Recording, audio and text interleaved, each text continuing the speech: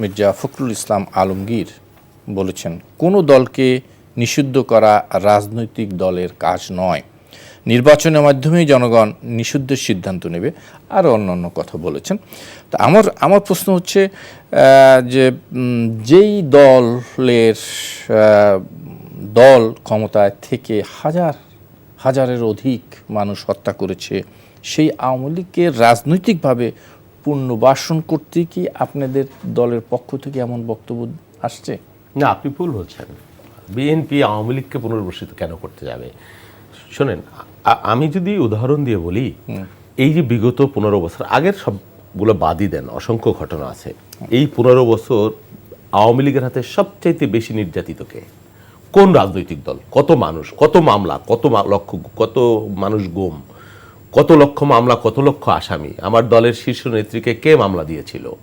একটা মিথ্যা ভণ্ডামি ভনিতার মামলা, হ্যাঁ, অন্যায় অসত্য মামলা। 2 বছর তিনি মৃত্যু পথযাত্রী অবস্থায় আমার দলের ভারপ্রাপ্ত চেয়ারম্যান। যেহেতু ওই দলের ব্যাপারে তাদের বিএনপি রাজনীতি দেখাই তো না না না না না জনগণ আশ্চর্য হচ্ছে যে কেন। শোনেন, একটা কথা শোনেন। নেলসন ম্যান্ডেলা, আপনি রাজনীতির ইতিহাস নিশ্চয়ই পড়েছেন।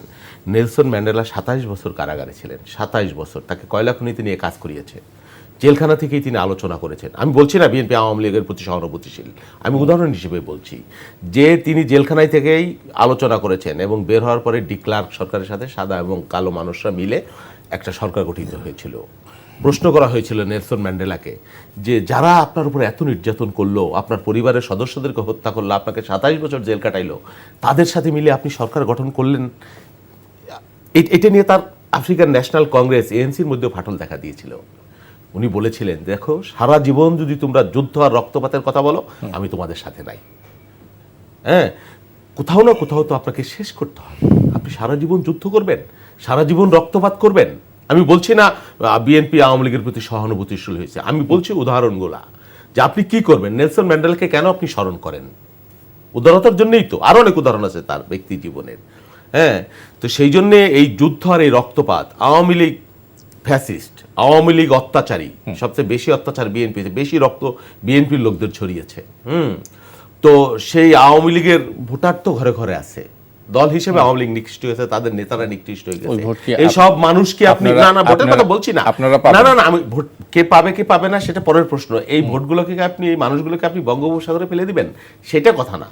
আওয়ামী লীগ নিষিদ্ধ হোক, সেটা নিয়ে আমার বক্তব্য নাই। আমার দলের যে পজিশন, মহাসচিব যেটা বলেছেন সেটা আগেও উনি বলেছেন, আমার ভারপ্রাপ্ত চেয়ারম্যান অন্যভাবে বলেছেন যে নিষিদ্ধ করা বা না করা, আওয়ামী লীগকে কি বাংলাদেশের মানুষ পছন্দ করে বলে আপনার ধারণা? না, নিশ্চয়ই না। তাহলে আওয়ামী লীগ যদি রাজনীতির মাঠে আসে, ভোটের মাসে আসে, আমি নিশ্চিত তারা আস্থা করে নিক্ষিপ্ত হবে। এইভাবে যদি নিক্ষিপ্ত হয়, আমি মনে করি এটার চাইতে এটা ভালো। আপনি গায়ের জোরে, ক্ষমতার জোরে কাউকে বহিষ্কার করবেন, নিষিদ্ধ করবেন, এই নজির আমরা আগেও দেখেছি, এই আওয়ামী লীগের মাধ্যমেই দেখেছি। না, কিন্তু যদি কোনো দল, সংগঠন, ব্যক্তি এরকম হত্যা, জুলুম, নির্যাতনের দায়ে অভিযুক্ত হয়, তাহলেও কি তারা রাজনীতি করবে? না না না না, আওয়ামী লীগের সব লোক হত্যা, জুম, খুনের সাথে জড়িত, এটাও যেমন ঠিক না। আবার আওয়ামী লীগের ওই কম্বল বাঁচতে গেলে লোমুজা, কি ঠক বাঁচতে যায় গা উজার, এরকম অবস্থা। আপনি আওয়ামী লীগের বিচারটা করছেন না কেন প্রপারলি? কেন শুরু করছেন না কেন? আপনি যদি আওয়ামী লীগের বিচার করেন, আমি নিশ্চিত আপনাকে এই নিষিদ্ধের দায় আপনার নেওয়া লাগবে না। আপনি ওই যে কি বলে, ওই শুভঙ্করের ফাঁকি আওয়ামী লীগকে নিষিদ্ধ করবেন, আবার আওয়ামী লীগ ফিরে আসবে, সেটা আপনি প্রতিহত করতে পারবেন না। এই দায় বিএনপির উপর যাবে। এটা তো